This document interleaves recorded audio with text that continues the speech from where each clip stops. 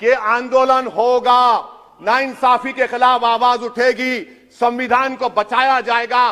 नरेंद्र मोदी भारत के वजीर आजम है, दिल्ली सल्तनत के बादशाह या जहांपनाह नहीं है। जिल्लेलाही का दौर खत्म हो चुका है, जहांपनाह का दौर खत्म हो चुका है। मोदी की आंखों में आंखें डालकर उनकी गलतियों को बोला जाएगा। इसलिए शायर ने कहा था कि जो चुप रहेगी ज़बान खंजर, लहू पुकारेगा आस्ती का। कौन होता है ब्रैड शर्मन जो भारत को सिखाए? ये एफडीआई है। कौन है इम्तियाज, कौन है अबरार, कौन है इब्रार? इनको शोपियान में एनकाउंटर पर मार दिया गया। 20 से ज्यादा मसाजिद को नुकसान जला दिया गया। आपकी सरकार है, आपका होम मिनिस्टर, आप रोक नहीं पा रहे। फैजान के कातिल कौन है? क्यों नहीं पकड़ा फैजान के कातिल को आपने अब तक? जिन बच्चों को रोड पर मारा जा रहा था, जनगण मन बोला जा रहा था। एक नेपाल का वजीर आजम कहता है कि भारत से ताल्लुकात उस वक्त तक बहाल नहीं होंगे जब तक कि भारत नेपाल की जमीन वापस नहीं करता। कहां सो रहे हैं सर आप?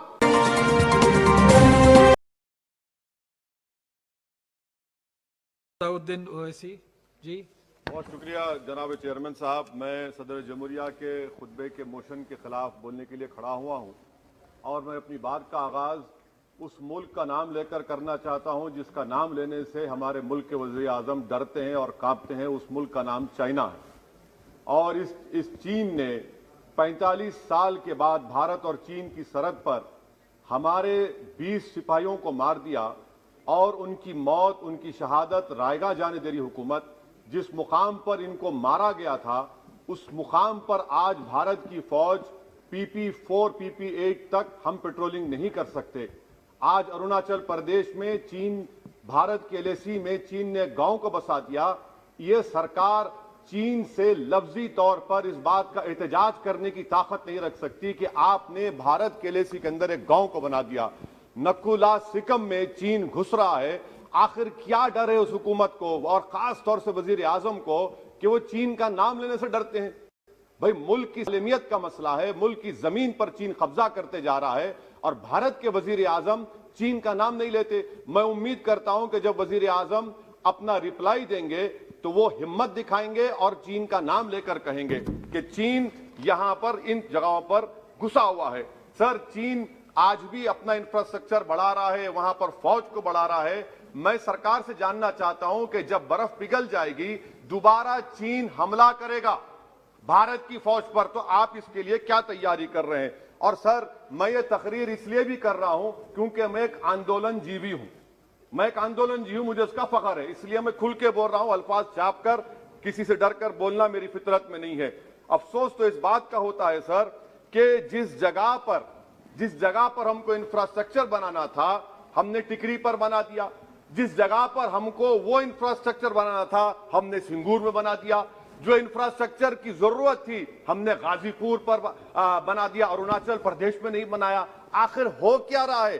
क्या किसान से जो बर्ताव किया जा रहा है वो ऐसा लग रहा है कि वो चीन की फौज बनी हुई है और जो चीन की फौज से बर्ताव किया जाना था आप किसानों से कर रहे हैं। तो मैं इस हुकूमत से जानना चाहता हूं कि इंफ्रास्ट्रक्चर और ये किसानों से क्यों जुल्म किया जा रहा है? सर, यहां पर ये तीनों कानून को लेना पड़ेगा वापिस आपको, आपकी अना को थोड़ा मिटाना पड़ेगा और तीनों कानून को वापस लेना पड़ेगा। सर, यहां पर मेरे को साहिर लुधियानवी का एक शेर याद आ रहा है। मैं साहिर लुधियानवी के साथ माजरत के साथ उस शेर में तरमीम करके कहना चाहूंगा कि जो मौजूदा हालात पर के साहिर लुधियानवी का शेर को थोड़ा तब्दील करके कि चीन पर करम, किसानों पर सितम, रहने दे थोड़ा सा भरम, ऐ जाने वफा ये जुल्म ना कर। ये साहिर लुधियानवी ने कहा था। हाँ, आपसे पूछ के करेंगे क्या? आप तो टुट्टे शायर हैं, ना शायरी आती आपको, ना ज़ौक़ है, ना कुछ है, बोले जाते हैं क्या क्या बोलते हैं आपको ही मालूम।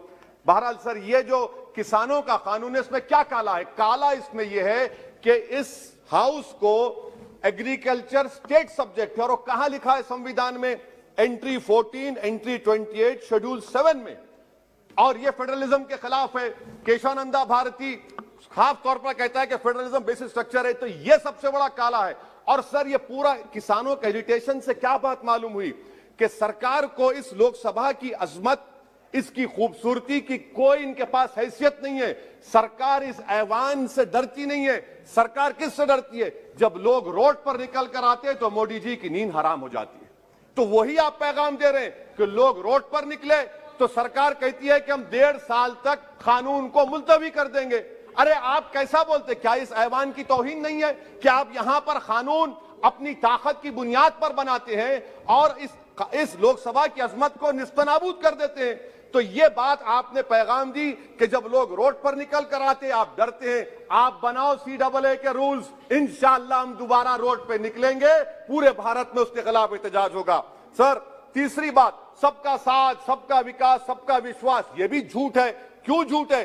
बाबरी मस्जिद के डेमोलिशन का केस आता है, जजमेंट आता है और केस में कहा जाता है कि किसी ने नहीं तोड़ा। अगर सरकार उस जजमेंट के खिलाफ अपील क्यों नहीं करती? अपील क्यों नहीं करती? एक क्रिमिनल एक्ट सुप्रीम कोर्ट ने कहा डेमोलिशन ऑफ बाबरी मस्जिद को, आप हुकूमत में हैं, आप अपील इसलिए नहीं कर रहे क्योंकि आप अपने लोगों को पैगाम देना चाहते हैं। क्या पैगाम देना चाहते हैं? कि बेटा काशी मथुरा में भी तोड़ दो, हम तुम्हारे साथ हैं। अपील नहीं करना चाहते बाबरी मस्जिद डेमोलिशन केस को। क्या आप इंसाफ पसंद नहीं है? क्या आप मजलूम के साथ नहीं खड़े रहना चाहते? क्या आप जालिमों को जेल में नहीं भिजाना चाहते जिन्होंने 6 दिसंबर को बाबरी मस्जिद को शहीद किया? आपकी खामोशी इस बात का इकरार है कि आप तशद्दुद पसंद हैं। आप जबर के नाम पर, आपके पास कानून की बालादस्ती का कोई रोल नहीं है। सर, चौथा पॉइंट, आंदोलनजीवी, पैरासाइट। सर, जमहूरियत की बका के लिए, संविधान की बका के लिए आंदोलन करना जरूरी है और वजीर आजम या कोई बरसर इख्तिदार जमात के लोग अगर आंदोलनजीवी पैरासाइट का लफ्ज इस्तेमाल करेंगे तो मैं याद दिलाना चाहता हूं सर आपके जरिए से इस हुकूमत को कि हिटलर ने जर्मनी में यहूदियों के खिलाफ इनको कॉकरोचेस का, टर्माइट्स का, उसके बाद 20 मिलियन, आप देखते हैं कि 2 मिलियन से ज्यादा यहूदियों को गैस के चेंबर में डाला गया। इस तरह के अल्फाज इस्तेमाल करने से क्या आप भारत में वही जर्मनी की तारीख को दोहराना चाहते हैं? और सर आप सुन लीजिए। जी सर, थोड़ा बहुत क्या सर बोलते समय में। हाँ सर, जी सर, आप आगे ना सर, आप प्रोटेक्शन है मुझे, अब तो कोई फिक्र की बात नहीं, और खुल के बोल सकते सर। आप आ गए सर, स्पीकर आ गए सर, अब तो क्या है सर, आप हमारे लिए हैं। सर, यहां पर आंदोलनजीवी, आंदोलन नहीं करना। अरे किसी शायर ने अच्छा कहा था कि जिसमें ना हो इनकलाब, मौत है वो जिंदगी, रूह वम की हयात कश्मकश है इनकलाब। सर, अब फॉरेन पॉलिसी पे आ जाइए। किसी इना मीना डीका ने ट्वीट किया, आपने परेशान हो गए। इना मीना डीका ने ट्वीट किया, आप खड़े हो गए। अरे कौन सी फॉरेन पॉलिसी है आपकी? भारत के अतराफ में जितने पड़ोसी हैं, चीन हमला किया, कौन सा एक पड़ोसी है जो चीन के खिलाफ बोलता है? बताइए। कोई नहीं बोलता, मुंह नहीं खोलता। श्रीलंका में आप पोर्ट बना रहे हैं, किसके साथ? जापान के साथ। किसको काम मिल रहा था? आपके नूरे नजर को, आपके नूरे नजर को, आपके चहीते नूरे नजर को। श्रीलंका ने कहा हम भारत को नहीं बनाने देंगे टर्मिनल पोर्ट यहां पर। आप बताइए फॉरेन पॉलिसी। सर, नेपाल का वजीर आजम कहता है कि भारत से ताल्लुकात उस वक्त तक बहाल नहीं होंगे जब तक कि भारत नेपाल की जमीन वापस नहीं करता। कहां सो रहे हैं सर आप?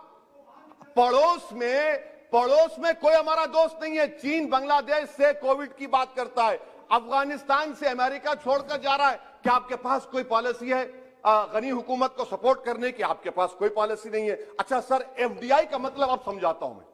एफडीआई का मतलब यह है कि 5 फरवरी को ब्रैड शर्मन जो अमेरिका के रिप्रेजेंटेटिव, उनके पास भारत के अमेरिका के सफीर गए, तो ब्रैड शर्मन ने ट्वीट कर कहा कि भारत सरकार को इंटरनेट खोलना चाहिए, भारत सरकार को पीसफुल प्रोटेस्ट करना चाहिए। कौन होता है ब्रैड शर्मन जो भारत को सिखाए?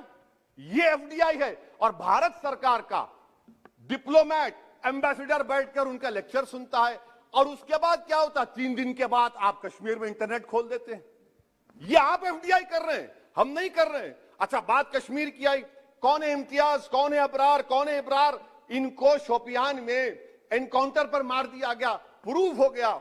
और ब्रिगेडियर आरा सेक्टर का जिसने इनको टेररिस्ट कहकर मारा, उसको अवार्ड देते हैं आप। सर, इन मरने वाले कश्मीरियों के लिए कौन रोएगा? क्या वजीर आजम रोएंगे? क्या वजीर आजम रोएंगे? क्या कोई रोएगा? अच्छा सर, एक और बात सर, एक और बात। हाँ, एक और बात आई कि शादी के घर में गुस्सा होता है। अरे ये कौन सी शादी की बारात है कि 18 लाख करोड़ टैक्स मिलता है और 36 लाख करोड़ ये सरकार खर्चती है? क्या शादी कर रहे हैं आप, वाह वाह। माने वाकई में आपकी इकोनॉमिक पॉलिसी को सलाम कि 18 लाख करोड़ टैक्स में मिलते हैं, 36 लाख आप लोग शादी में खर्चते हैं, मुबारक हो आपको, बड़ी शानदार घर है ये शादी का। अच्छा सर, दिल्ली का लॉ एंड ऑर्डर, एक साल में 3 बड़े दंगे हो गए, एडवोकेट्स पुलिस, उसके बाद CAA का राइट हुए 50 से ज्यादा, उसमें लोग मारे गए, 20 से ज्यादा मसाजिद को नुकसान जला दिया गया। 26 जनवरी, सर क्या ये सरकार जिम्मेदार नहीं है? 2 मिनट सर, क्या ये सरकार जिम्मेदार नहीं है? आपकी सरकार है, आपका होम मिनिस्टर, आप रोक नहीं पा रहे। आपकी कमजोरी और आपकी नादानी की वजह से, आप में दूरअंदेशी नहीं है, आप उसको अलाउ कर रहे हैं। और फैजान के कातिल कौन है? क्यों नहीं पकड़ा फैजान के कातिल को आपने अब तक? जिन बच्चों को रोड पर मारा जा रहा था, जनगण मन बोला जा रहा था, एक तरफ तब तक नहीं पकड़े आप। अच्छा सर, आखिर में मैं आपको ये बात याद दिलाना चाहता हूं कि इसमें एस्पिरेशनल डिस्ट्रिक्ट्स 11 में से 20 बैकवर्ड डिस्ट्रिक्ट्स नीति आयोग के सीमांचल मुस्लिम डोमिनेटेड है सर।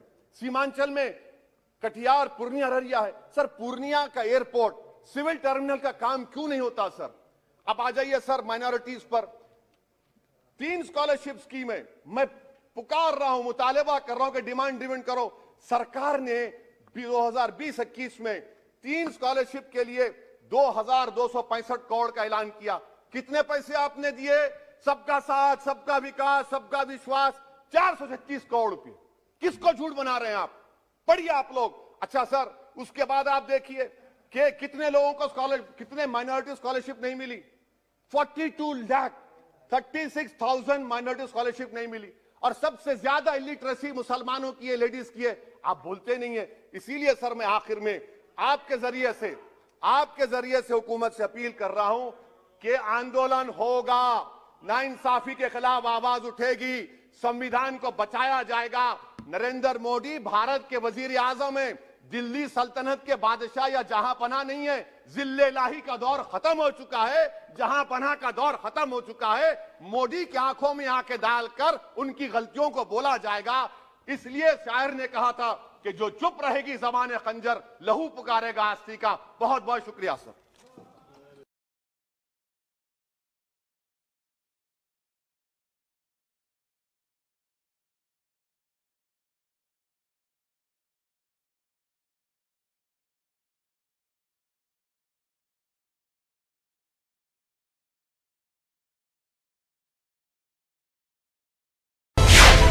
मिल्लत टाइम्स को आपकी ज़रूरत है, हमारी आप माली मदद करें। हर महीने सिर्फ 100 रुपये और 1 साल के लिए एक साथ सिर्फ 1000 रुपये। रकम भेजने के लिए यहाँ दिए गए फ़ोन पे, गूगल पे और पेटीएम नंबर का इस्तेमाल कर सकते हैं।